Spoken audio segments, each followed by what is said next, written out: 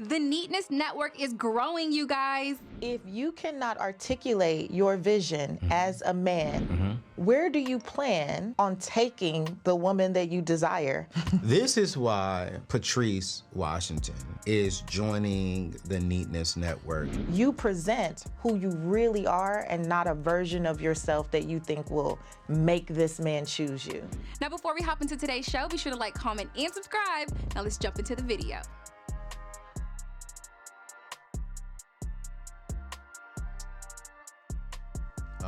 I'm proud of you. I've known you for what now? How long I know you now?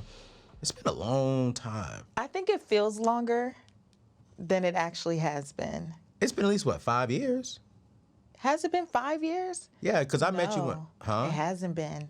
Because I met When did you move when to I Atlanta? just moved back to Atlanta, and that was 2019. So it's been 4 years. 4 years, 4 years, 4 years. All right, so 4 years.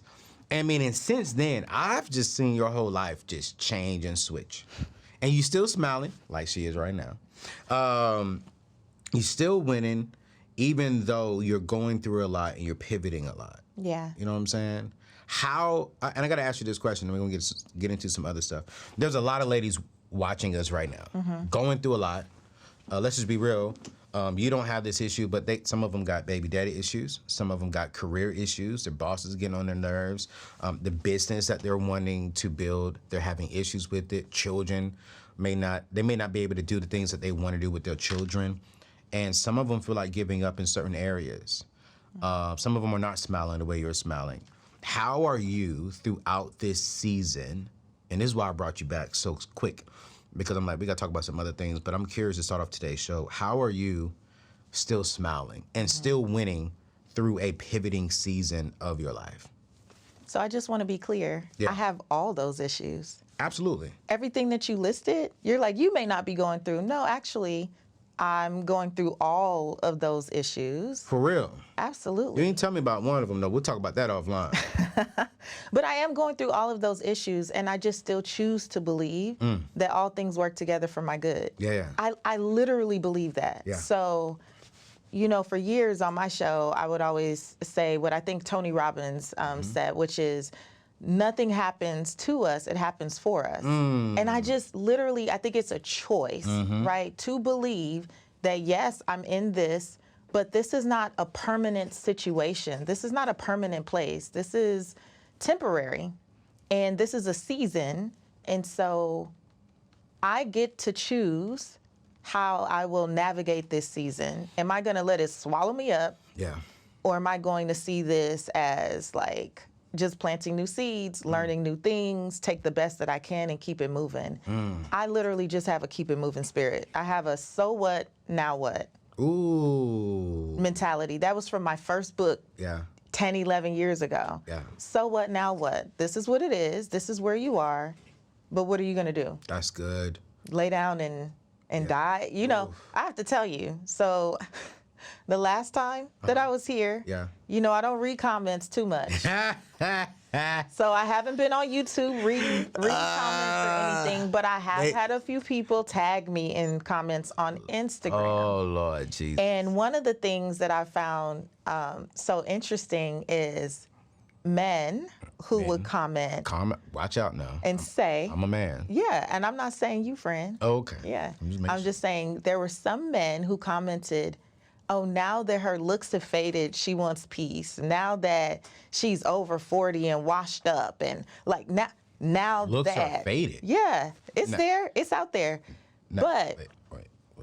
Anthony, I don't know if you remember this about me or you knew this about me. I grew up feeling very ugly. Yeah, you said that on the last show. On one of the shows. I don't know if it was the last one. Or maybe in your show. Oh, maybe on my show. Okay. But I grew up feeling, you know, very ugly, insecure about my looks, all the things. I started therapy at 22. I was 25 before I could look in the mirror without cringing. So more of my life I spent feeling undesirable than the 17 years that I've been doing this work. And I can tell you that even in the midst of being in a challenging season for me, it was so refreshing to read that comment and chuckle. I read the comments and I chuckled. Why'd you chuckle? I'm curious. Because I know who I am. Yeah. 15 years ago, I'd have been under a blanket somewhere. Because somebody called you ugly. Because someone pulled out something that really was an insecurity of mine. But in the same way, a lot of the comments that I read, it just made it very clear to me that I said things that triggered what they truly believe about themselves. So that's why they're reacting the way that they do. I think it just bothers me when I hear grown men bring down our sisters. You know what I'm saying? Like, I didn't see that comment. There's so many. I did not, because you're over 40, so automatically that makes you less desirable from what they're saying. And then they're saying looks have faded. When I think... And also obese. Obese? I think it's something about maybe my broad shoulders that give off. I also saw obese and I said, listen, oh, okay. And all I could do was chuckle. Listen. Patrice is my sister for real, for real. You know what I'm saying? Not an inch of my body wants Patrice in a romantic way. But Patrice, you are beautiful. And I think 40 is the new 30s. You know what I'm saying? I think 40 shows wisdom. I think as our black sisters, just because I may not find you romantically appealing to me doesn't mean you're not beautiful. And I think grown men who come after our sisters, whether they're older sisters, younger sisters, and you want to come out of your mouth and say something foolish like that, you need to shut the hell up. Because I think we should be uplifting our queens. We should be uplifting our sisters. And like I said, not everyone is going to be romantically appealing to me. Right. But she's still going to be beautiful. And I just think, man, grown people, man, we just got to... That bothers me. I think the conversation, though, just triggered a lot in people. And I think it happened in men and women. And I understand it. I understand that when someone is so clear and you may be dealing with some confusion around what you desire or what you think you can have, it is assaulting to you for someone to sit here with a straight face and say, I know that this is what I desire. It's the very people who will say, or quote, write the vision and make it plain. And then someone writes the vision, and because they don't see themselves in that person's vision, they're now upset by the vision. But if you have a vision and your vision doesn't include me or a woman like me, I'm not triggered by that. That does not bother me. You are entitled to your preferences. You're entitled to your desires, your needs, your wants. And if they don't include me, that doesn't demonize you. So recently I completed my full estate plan, and I'll be real with you, while it was an emotional journey, I can now sleep better knowing my family and loved ones will be taken care of.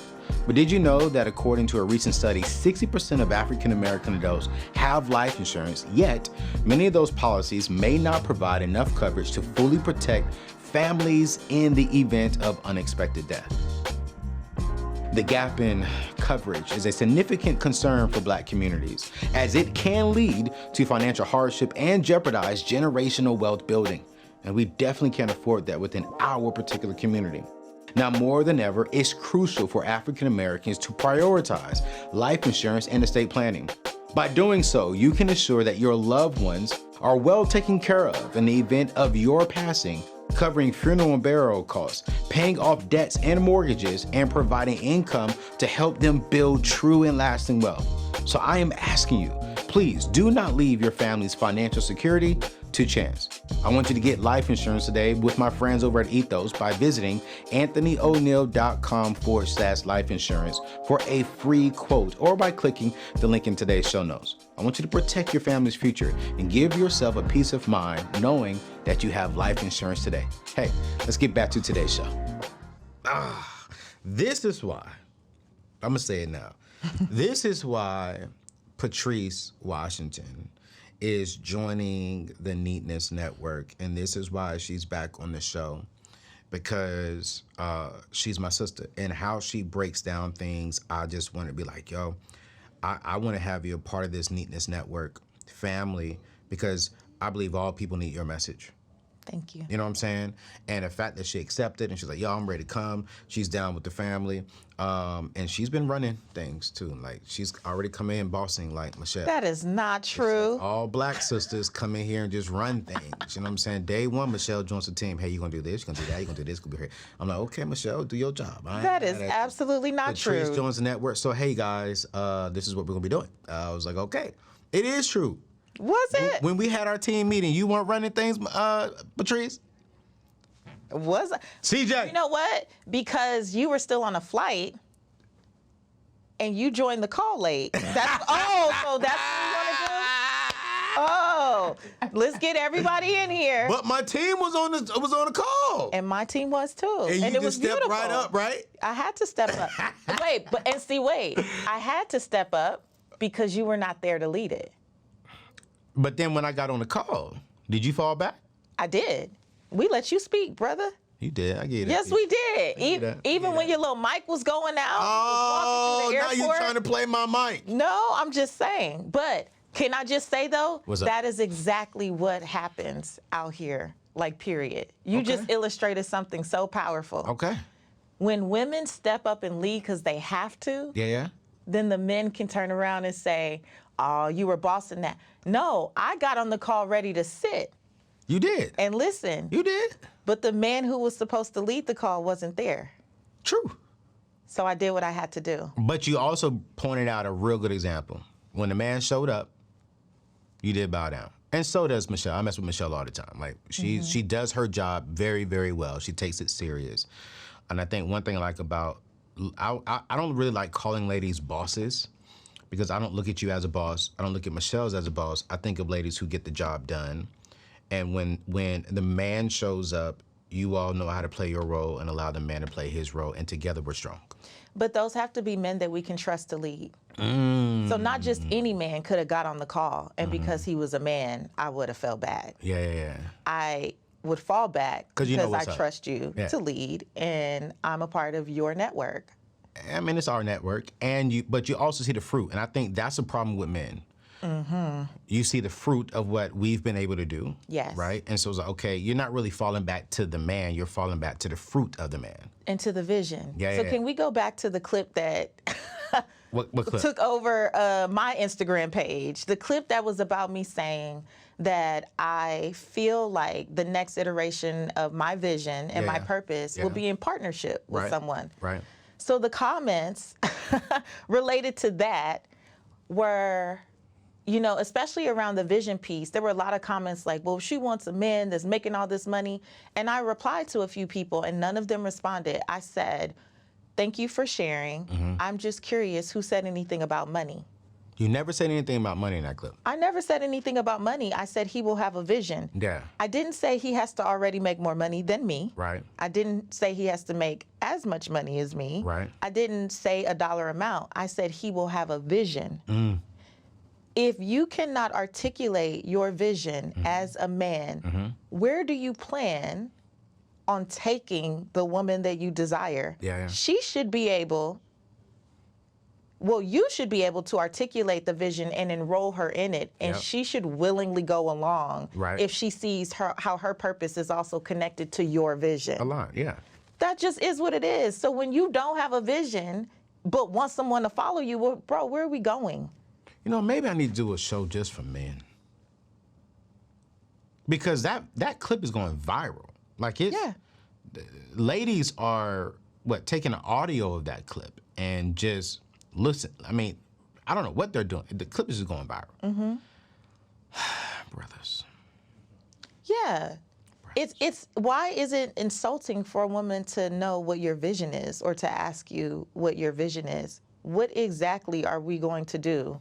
But you know, it's not just for that though. I mean, I want to know when I find my woman, I want to, what's your vision? Yeah, well, that was the other thing. People saying? are like, well, she's waiting on a man. I just wish that we would stop taking these 10, 20-second clips and like, if you want to comment with such aggression, just take a step back and maybe click on the profile and Google, take a moment and research. We are so quick to react to these very short clips. Right. You wasted all this energy right. fighting in the comments, and you should have paid attention to who you were even Or watch the whole video. Or go watch the episode as it's designed. It's designed for that. Because you were speaking truth. I mean, at the end of the day, you know what I'm saying? You were speaking truth, you know, and I believe that I just need to do a show for men on why do we feel the way that we feel? Why are we intimidated by successful ladies? Why do we get triggered when we hear ladies say, hey, listen, I mean, I'm going to submit to the vision, and my man is going to be able to come in and help me win as well. I don't understand why we are intimidated by that. I really don't. Because even growing up, my biological mom she's the breadwinner. And she's always been the breadwinner, you know? And my dad wasn't intimidated by that, you know? And I'm like, but why are we intimidated by a successful woman? But I think that when you reduce provision down to financial resources, that's where everything falls apart. Because a man can provide for his family and for his woman beyond just finances. Yeah. There's a safety that should come with you. You know what I mean? Like, there's just a nurturing that still will come from men. There's protection. There's like all these other things that a man can bring and should bring outside of just financial resources. Yeah. And I think a lot of men are getting frustrated because women, we are waking up and realizing that because you can pay the bills, that is not enough. Ooh. I need to feel safe with you. I need to feel stable with you. Like, I need to feel like, you know, just nurtured and taken care of by you spiritually, emotionally, mentally. And for so long, because someone could do that financially, they felt like they could neglect every other part of who we are. We are moving away in this generation from solely being self-aware. So solely being people who only can look at things and intellectualize everything. So, well, he makes this paycheck and we live here and we have this car. We are full beings. We have a whole soul and spirit that needs to be nurtured. And if someone is not willing to also do the work to take care of that, I think the problem is more women are waking up to, you have to do more than just being able to pay bills. And we do. And men, we have to learn that. We do. Because I'm telling myself, I used to think that. As long as I pay the bills and you ain't got to worry about nothing, I'm the man. And we were indoctrinated with that. As long as he pays the bills and he comes home, then I just got to deal with all the other things. And then we have these that's unhealthy awakenings, and we are more aware of what it should actually be. And we're just not settling for that anymore. And that is unsettling for men who are not willing to do the work. Let's go there. You said something, you said earlier about self-aware, but you say something oftentimes that when you say this, I'd be like, Patrice, you got to break that down, because I don't know if I really agree with that 100%. You know what I'm saying? Because you say we are taught to be self-aware and not soul-aware. And you say soul-aware is we need to be moving off of our feelings. So I'm not going to respond until I understand what you really mean by that. But break that down for us. So first of all, that's self-awareness, right? We were all taught, go to school, get a good education, you gather all the knowledge. So we have become information gatherers. So we sit and we listen to podcast after podcast. We consume the news. We read all the books. We go and get the certifications, the courses, and we feel, because we know now how to intellectualize our way into and out of anything, that is the work. The truth is, that's just the beginning. Self-awareness is amazing. But until you are soul-aware, which means you literally have the ability to discern what part of the information you've taken in you can actually act on, you really don't have anything. Like, information without being able to implement it in alignment with what you're called to do means nothing, right? So we have a lot of very self-aware people who don't go do the things that they know God called them to do. Now you're talking. Right? So when you become more soul-aware, you don't just intellectualize everything, right? I halfway want to say spiritualize, but I'm not even going to say that, though, Anthony, because I've realized in our society, I feel like intellectualizing things and then spiritualizing things are what actually keep people stuck. So I don't want to say that, but now you got to. Well, I don't want to say the spiritualized piece, because a lot of us spiritualize the scenarios that we're in and justify staying in toxic situations or staying in places because we spiritualize it. We're like, yes, no. We do. I mean, I understand what you're saying, but I think that's toxic spiritual, right? Yes. You know what I'm saying? Because it's like, I get it. There are some believers who believe that, hey, once you say I do, if he is emotionally abusing you and it's not physical abuse, You stay. You stay. False. False. I have no problem saying that as an ordained man of God, got my license from A&B Zion 4 years just to get my minister license. I know the word of God. That's false. Yeah. You know what I'm saying? So I believe, this is why I want to say, soul and spiritualized, but healthy. But healthy. Spiritualizing. Yeah. Yes. But healthy. So. Ooh, that's good though. Now I like you. Rewind. Now you like me again? I agree with everything you say now. Because I thought you were just going off, we got to move how we feel. And I think some people move off of their feelings, not off of gathering the correct information and making sure that that information aligns with the spirit man as far as in their assignment, their purpose, their calling. But some people will skip over all that. Well, I like him. He looks real good. Or I like this. And it's off of their feeling. And you talk about this on your Redefining podcast, like with your 6 pillars. And I'm like, this is why I got to go check out a show. But let me tell you. So this is why you have to spend time in the faith pillar, though. That's good. Because you can trust your feelings. I believe you can trust your feelings more when you understand what's like fueling your feelings. Like when you are like sitting with God, when you're taking the time to actually study your word, when you're meditating, when you're praying, when you're journaling, when you're really getting to know yourself, you can trust your feelings. Many of us don't trust our feelings because we were taught to dismiss our feelings in favor of someone else's teachings. So then we go intellectualize, well, Pastor so-and-so said this, or my mama said that, and we don't really have a frame of reference for how that connects with us. Yeah. So this is why I've always said, you should reject any advice that does not align with what you've been assigned to do. It can be great advice. Yeah. Right? Up here. Right. So you're aware. Right. This sounds great. Self-aware. Self-aware. Okay. But your soul is like, this ain't for us. Facts.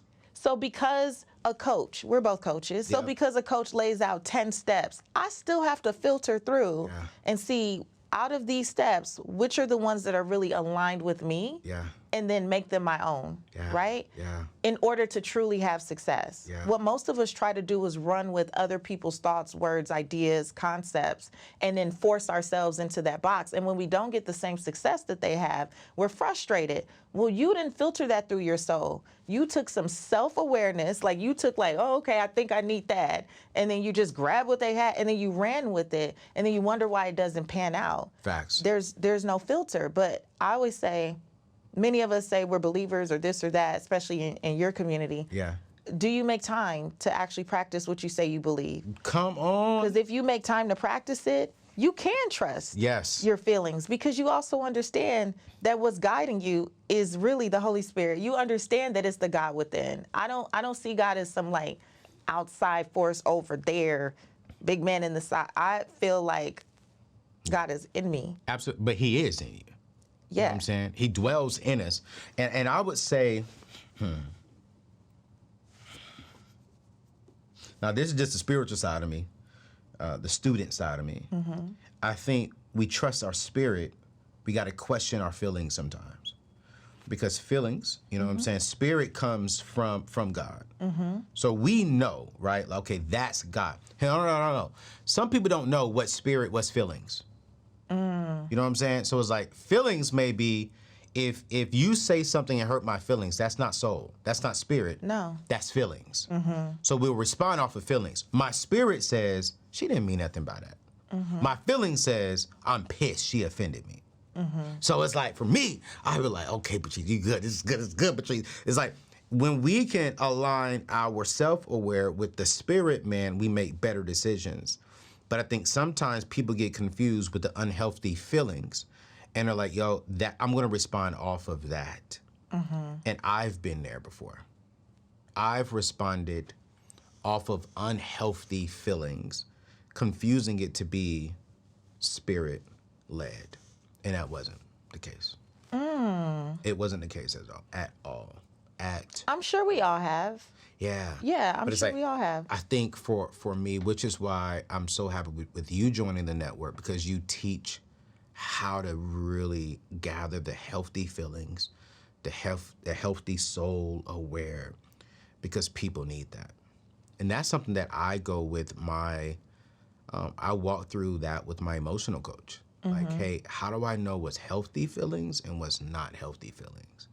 Because, especially being a business owner, single, I got a staff that depends on me. I get a lot of feelings. And I am learning to be like, okay, wait, is that healthy or is that not healthy? You know what I'm saying? And I'll respond back, even like yesterday, right before we were shooting the show. In my head, I was sitting there tripping on my producer. I'm like, why is this fool have me scooting all the way over when the camera's right there? And I'm like, well, just do it. Just do it.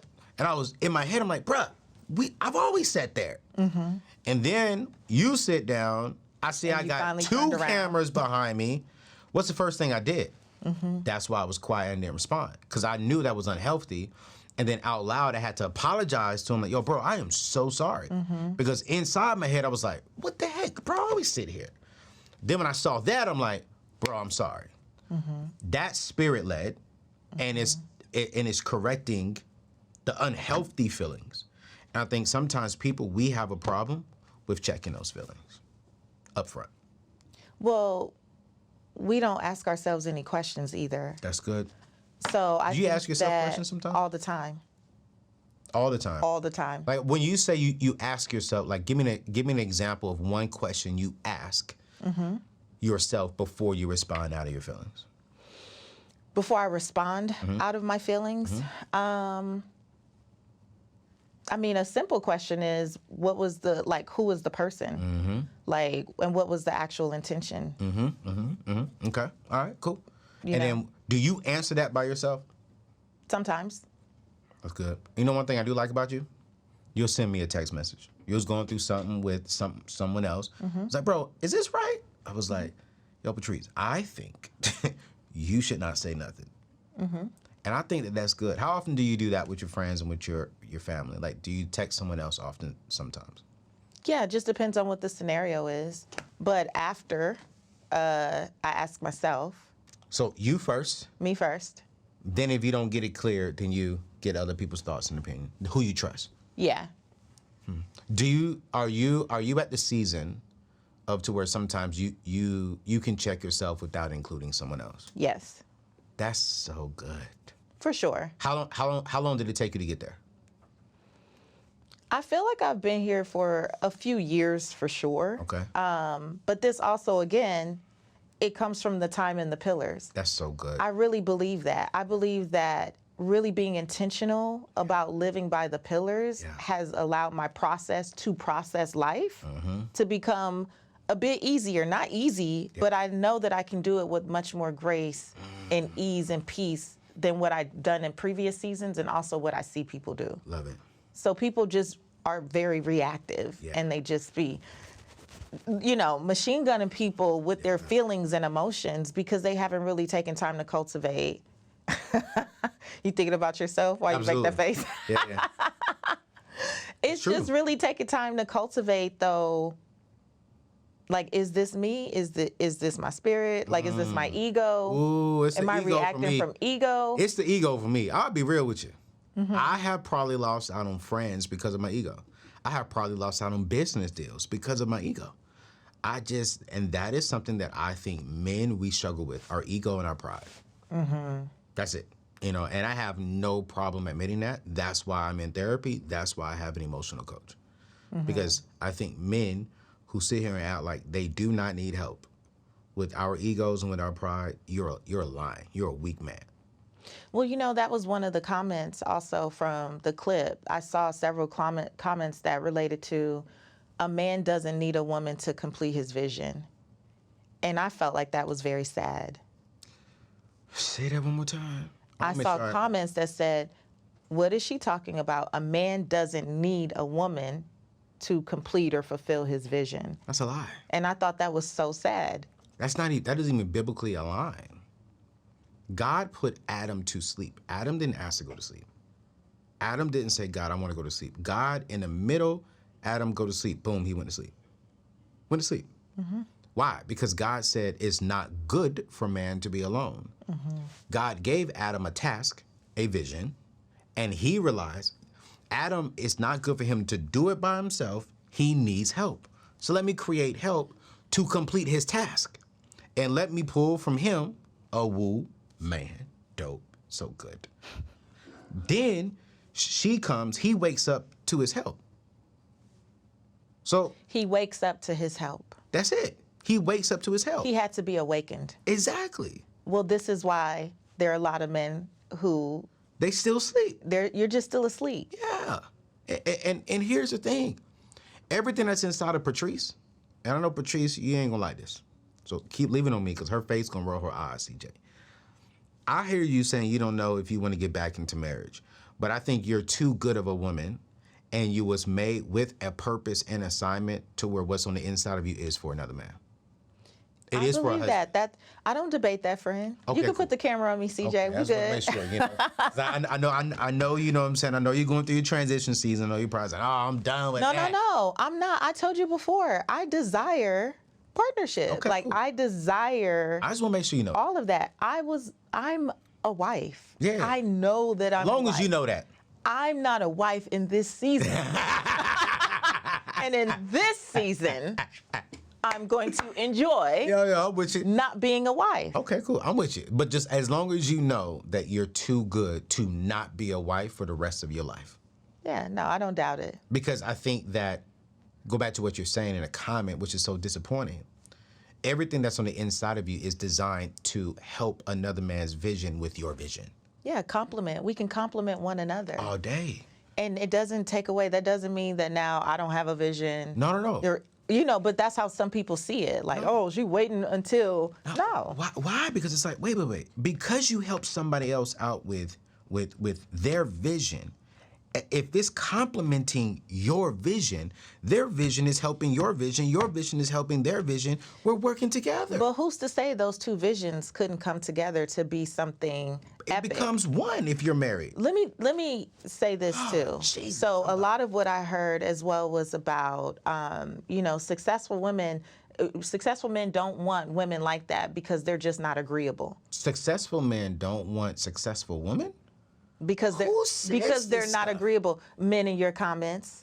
Seriously? Yeah, men in your comments. They do. These are not my brothers. I don't know them. They because they don't listen to found me. their way to your comments. But it makes me think of Barack and Michelle Obama. Right. Do you remember there was a period where she was more loved than he was? Yep. Right? Michelle Obama was a bad sister before Barack Obama even came into her life. Respectfully saying that, she's still a bad sister to me. But she was an attorney and he came in as an intern. Yep. Right? Yep. So it wasn't because he had money Right.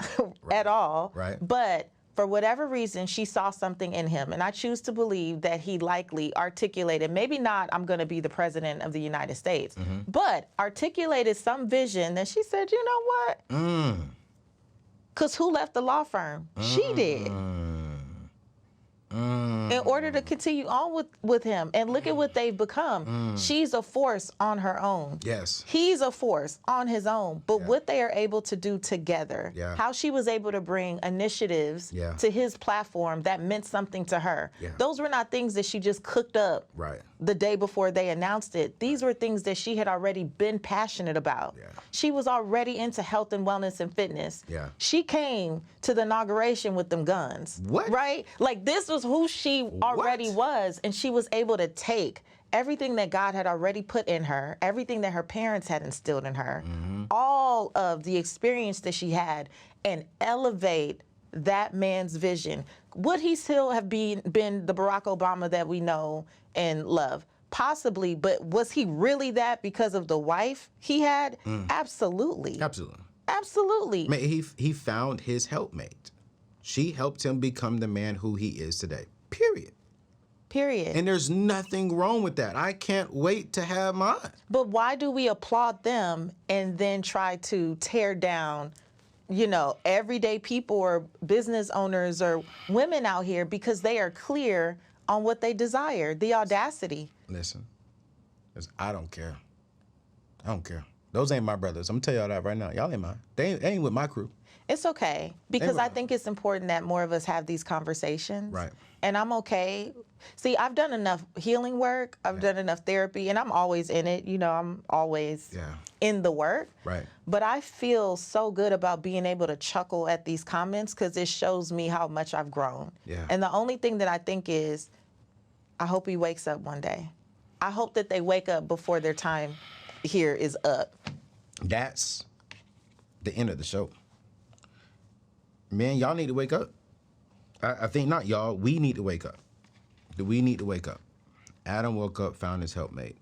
And I think the reason why some of us are missing out on the opportunities, on growing our wealth, getting out of debt, building the businesses, and really awakening the success that's on the inside of us is because we're still spiritually asleep.